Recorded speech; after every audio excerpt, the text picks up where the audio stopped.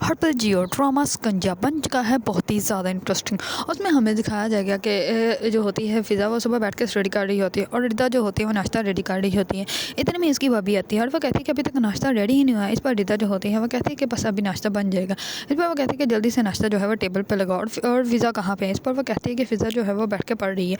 इस पर जाती है रानी फ़िज़ा के पास और जाकर उसको बहुत खड़ी खड़ी बातें सुनाने लग पड़ती हैं। इस पर जो होती है फ़िज़ा वो कहती है कि आपको अपने मोहरे से खुद पूछना चाहिए, मैंने उसको कुछ भी नहीं कहा और वो खुद ही भागा है। तो इस पर वो कहती है कि नहीं, तुमने उसको कुछ कहा होगा वरना वो ऐसे कैसे भाग सकता है और वो अपनी जो है वो चीज़ को छोड़ कर तो कभी भी नहीं भागने वाला। इस पर जो होती है फ़िज़ा वो कहती है तो फिर आपको खुद ही उससे पूछ लेना चाहिए कि ऐसा उसने क्यों किया है। इस पर जो होती है रानी वो उसकी रजिस्टर पकड़ के फाड़ना स्टार्ट कर देती है और वो कहती है कि बहुत ज़ुबान चलती है ना तुम्हारी, अब तुम्हारी ज़ुबान को मैं बंद करवा के छोड़ूंगी। इस पर फ़िज़ा जो होती है वो बहुत ज़्यादा अबदीदा हो जाती है और बहुत ज़्यादा रोने लग पड़ती है क्योंकि उसने कभी सोचा भी नहीं था कि उसकी भाभी जो है वो उसके साथ ऐसा भी कर सकती है।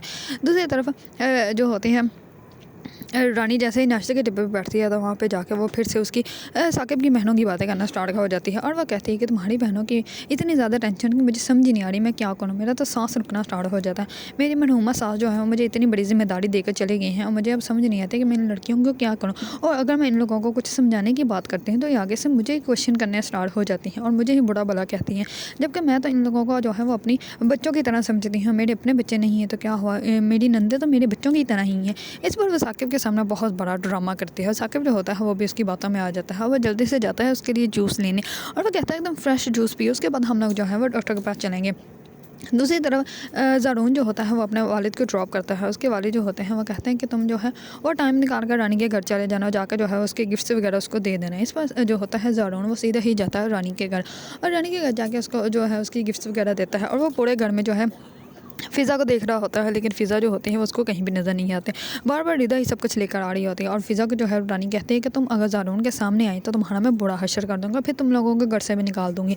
इसी वजह से फ़िज़ा जो होती है वह ज़ारून के सामने आती ही नहीं और ज़ारून जो होता है वो बार बार फ़िज़ा को ढूंढ रहा होता है, लेकिन फ़िज़ा उसको कहीं भी नज़र नहीं आते। इस पर ज़ारून को कॉल आती है और ज़ारून जो होता है वो उठ के चला जाता है, लेकिन उसका मोबाइल जो होता है उसी टेबल पर पड़ा होता है।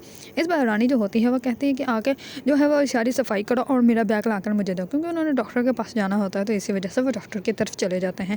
और ज़ारून को याद आता है कि उसका मोबाइल जो है वो तो अभी रानी के घर ही है। इस पर वजह से वो दोबारा अपना मोबाइल लेने के लिए वापस आता है तो वहीं पे फ़िज़ा जो होती है वो सफाई कर रही होती है। तो इस पर ज़ारून जो होता है वो कहता है कि फ़िज़ा मैं अपना मोबाइल लेने आया था। इस पर वो कहता है कि फ़िज़ा मैं जानता हूँ तुम मुझसे नाराज़ हो, लेकिन मुझे मनाने की एक मौका तो दो, मैं तुम्हें मना लूँगा। और क्या हुआ क्या इस बार इतना?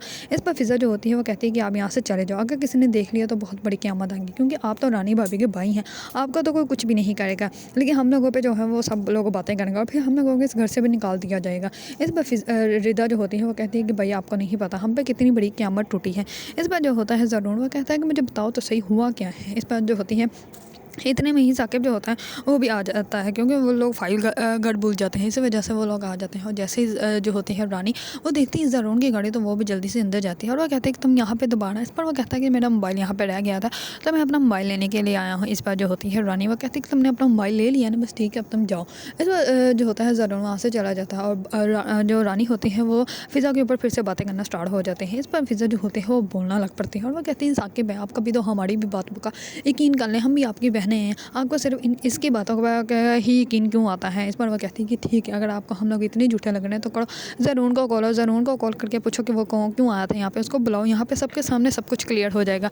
इस पर जो होती है रानी वो जानबूझ के बेहोशी का ड्रामा करती है और वो गिर जाती है कि कहीं सच में ज़ारून को यहाँ पे बुला लिया गया तो साकिब को सब कुछ पता चल जाएगा और साकिब जो है वो ज़ारून के साथ फ़िज़ा की शादी भी फिक्स कर देगा। इसी वजह से जानबूझ के बेहोश हो जाती हैं। दूसरी तरफ ज़ारून जो होता है वो बहुत ज़्यादा सोचता है कि मैंने जो है वो गलत किया, मुझे फ़िज़ा का साथ देना चाहिए। इस पर वो फ़िज़ा के पास वापस आता है और वह कहता है कि फ़िज़ा तुम क्या चाहती हो कि मैं तुम्हें ऐसे छोड़ दूँगा, मैं तुमसे निकाह करना चाहता हूँ, हम लोग आज ही निकाह करेंगे। इस पर ज़ारून जो होता है वो फ़िज़ा का हाथ पकड़ के साकिब की तरफ लेके जा रहा होता है तो इतने में आगे से साकिब आ जाता है और रानी जो होती है वो कहती है कि देख लो तुम्हारी बहन जो है मेरे भाई के ऊपर कैसे डोरे डाल रही है। इस पर फ़िज़ा जो होती है वो जल्दी से ज़ारून का हाथ छोड़ देती है और साकिब जो होता है वो बहुत ज़्यादा गुस्से से फ़िज़ा को देखते हैं।